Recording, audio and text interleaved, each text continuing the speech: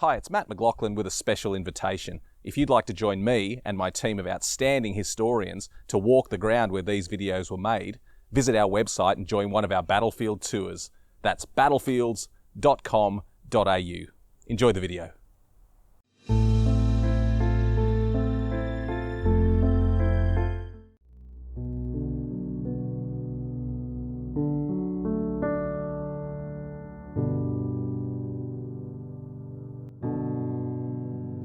This is one of the most impressive memorials in this part of London, but also the most controversial. It's the Bomber Command Memorial and commemorates more than 55,000 British and Commonwealth troops who were killed in bombing operations during the Second World War. And I say controversial because in the years since the war, even though the bombing campaign was essential to ensure victory in that war, the huge loss of life to civilians has quite rightly been questioned, and the whole campaign has been brought somewhat under a cloud. But I think we should put all of that aside when we stand next to this magnificent memorial.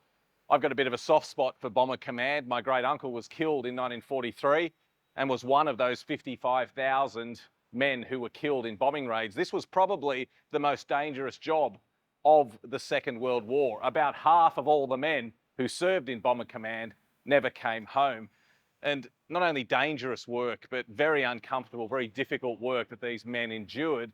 And it was disappointing that even though early in the war, the bombing campaign was considered one of the essential ingredients to victory, by the end of the war, it was almost being erased from the history books. Winston Churchill did not mention Bomber Command in his famous victory speech of 1945. And for decades, the veterans of Bomber Command lobbied to have a memorial that will remember their exploits and, more importantly, their lost comrades. And it wasn't until 2012 that they actually got their wish. The most striking aspect of the memorial is this incredible sculpture of 7 aircrew, really representing the crew of a Lancaster bomber. And you can see all the individuals and their different roles in that aircrew. But if we come around, there's some other fascinating aspects of the memorial that I can show you. The inscriptions are very important. This one obviously commemorating the fact that it was a combined effort, not just men from Britain, but also from all of the Commonwealth forces, is vitally important, a fact that needs to be illustrated. And on this wall over here in front of us, we have Winston Churchill's quote from the thick of the fighting during the Battle of Britain: "The fighters are our salvation, but the bombers alone provide the means of victory." That's what Winston Churchill had to say in 1940, but by 1945, the controversy of the mass killing of civilians had changed that attitude somewhat. But I think that's not forgotten, because if we come over here, I want to show you something in this direction. If we look back above the archway, it's almost hidden, but it's a nod to the fact that this was a highly costly campaign, not just for the bomber crews, but also the civilians. The inscription above the doorway reads, "This memorial also commemorates those of all nations who lost their lives in the bombing of 1939 to 1945. And it's something we shouldn't forget. The bombing campaign was essential in winning the war. The air crews paid a huge price, but so did the civilians on whom those bombs fell. This is the memorial dedicated to the Machine Gun Corps, and again, it's a controversial war memorial. It's also fairly unusual as far as war memorials go, the naked David standing atop the sculpture. Probably the most interesting feature is either side of these 2 Vickers machine guns wrapped in wreaths. And there's some argument over whether these are actual World War I Vickers machine guns or simply models of them. No one can seem to agree. The National Trust says they're simply models. The Imperial War Museum says these are real, original World War I machine guns. It's hard to say, but on close inspection, I'd have to say if they're not the real deal, they're the most intricate bronze model I have ever seen, because every hinge, every spring, every screw is very, very accurate. My gut feeling is that they're real. I don't think the sculptor would have gone to this much trouble to represent them if he was simply making them from scratch. But probably the controversial aspect of this memorial is, like the Bomber Command Memorial not far away from us, is the incredibly high price paid by people because of the use of these weapons. And even the quote here emphasises that fact. "Saul hath slain his thousands, but David his tens of thousands."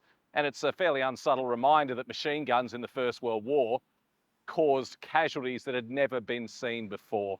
But at the end of the day, I think we take away the controversy, we take away the drama, and we just remember that these were very brave men doing an extremely difficult job and they did very, very well. They were a wonderful part of the contingent that went off and helped us win victory in the First World War, and it's fitting that they should be remembered on this magnificent memorial. This is one of the most famous war memorials in Britain, or more accurately, one of the most infamous war memorials in Britain. This is the Artillery Memorial to the nearly 50,000 men who lost their lives in the Great War while serving in the artillery. And what can we say about artillery in the First World War? It was absolutely essential to winning the war. Huge guns pounding the enemy from great distance, a vital component in the victory that was won in 1918, but it certainly wasn't subtle, and it certainly wasn't glorious. And it's estimated that up to 2/3 of all casualties in the First World War were caused by the guns of the artillery. So it was essential that the members of that service who sacrificed so much would have a fitting memorial, and this is the result. And this was a real transition point in the early 1920s for how we would remember war. Historically, war memorials were very heroic in nature. They reflected the ancient Greeks, the ancient Romans, and they were very glorious, and they emphasized sacrifice above all. This is the opposite. This is a very realistic memorial. It has that huge artillery piece on top, the quite phallic 9.2-inch howitzer, not a pretty piece of equipment. That was a big, ugly gun designed to do a deadly job. And I'm going to say the whole memorial really is like that. It's brutalist. It's very realistic. There's no allegory here. There's no homage to ancient Greek heroes. This is very realistic, men doing tough work, and they're depicted in that way. There's no heroic faces. There's no peaceful men ascending to heaven. These are tough men doing tough jobs, and it's quite a strange representation. I suppose in some ways it's a very realistic representation of what the artillery did. It was a tough job. They were there to hammer the enemy, and that's exactly what they did. And if we look at some of the components that make up this memorial, you'll see what I'm talking about. So of course the gun on top, the 9.2-inch howitzer, an absolutely fearsome weapon that caused immense casualties during the war.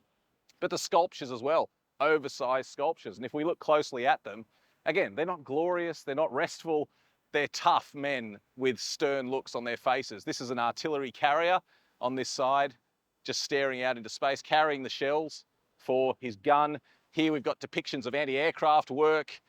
Again, men in the state of, not panic, but they're doing desperate work as they try to shoot down enemy planes. And if you want to come and look on this side of the memorial, there's more of the story being told here. This is an officer. It's a captain in the Royal Artillery. And once again, look at his pose. He's not standing at attention. He's not a glorious figure. He looks exhausted. He's got his greatcoat draped over his arms. He's staring out into space as if he's seen too much. It's highly unusual to see these sorts of depictions of soldiers on war memorials. And as we continue around this side of the memorial, again, we've got depictions of soldiers in the trenches. They're not on parade, they're not standing at attention, they're doing hard work in the trenches. This memorial shows the hard graft that went on every day if you were in the Royal Artillery. But as we come up here, just have a look at this figure. It's extraordinary, and it's also very famous. This is the depiction of the driver. And look at him, again, not at attention, not even on a horse. He is leaning against what would have been the wall of a trench. He's a Christ-like figure. Again, he's in the rain and the mud. He's got his greatcoat draped over him to protect him from the weather. And look at that look on his face. That's a look of horror and shock. This man is exhausted. Again, it's realistic, but it's not very glorious. But the thing that sums that up more than anything else is what we're going to see on this wall over here. As we walk around, here's depictions of the drivers trying to pull the guns through the mud. We've seen the photos of this in the Battle of Passchendaele and on the Somme. Men desperate to get these artillery pieces up to the front line. Once again, very unexpected on a war memorial. But if we come around here, this is the most unexpected part of the entire thing.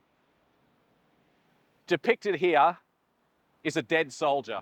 This soldier has been killed and fairly casually left with his greatcoat draped over the top of him and his helmet resting on his chest. This was unbelievably unexpected for a war memorial. People complained that that bereaved families would be shocked by this imagery, and I can see why. It's gone for realism. It's gone for the reality of war rather than the glory of war, and I think it's actually really good.